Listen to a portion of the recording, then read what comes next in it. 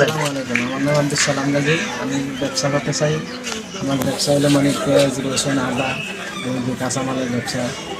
বেশ কিছুদিন আগে আমাদের কাছে একটা অনুরোধ আসছে, আব্দুল সালাম গাজী এক শারীরিক প্রতিবন্ধী ভাই স্বাবলম্বী হতে চাই একটু ভ্যান গাড়ি করে সবজি বিক্রি করার মাধ্যমে।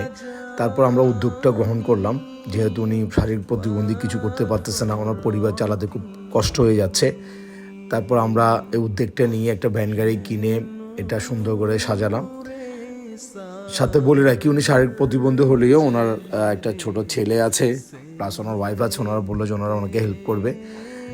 তারপর আমরা একটা ভ্যান গাড়ি কিনে এটা রেডি করলাম। সাথে সাথে ওই দিন সকালে ভোরে গিয়ে আমাদের প্রতিনিধিরা গিয়ে রেজিং বাজার থেকে বিভিন্ন ধরনের শাক সবজি ওনার জন্য ক্রয় করে, সাথে ওনাকেও এবং ওনার ছেলেকেও আমাদের সাথে নিয়ে গেছি ওখানে।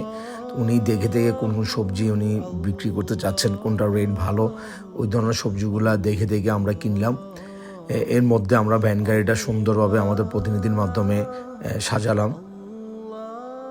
শাকসবজিগুলো নিয়ে এসে আমাদের সদস্যরা এবং ওনাকে সাথে নিয়ে আমরা সুন্দরভাবে ভ্যান গাড়িতে সব উঠালাম।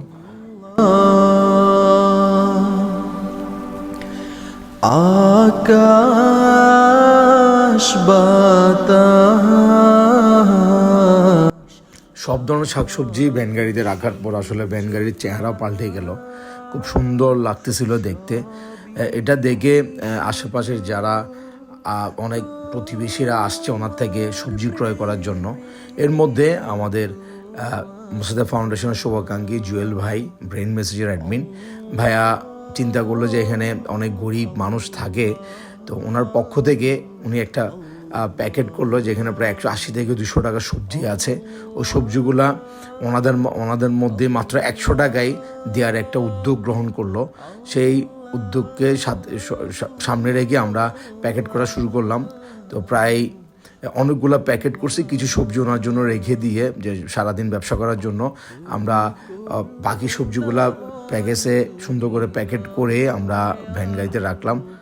এখানে একটা কথা বলে রাখি, এখানে জুয়েল ভাই সবজিগুলো উনি কিনে নিয়ে দেন 200 টাকার সবজি 100 টাকা করে সবার মধ্যে বিতরণ করছে।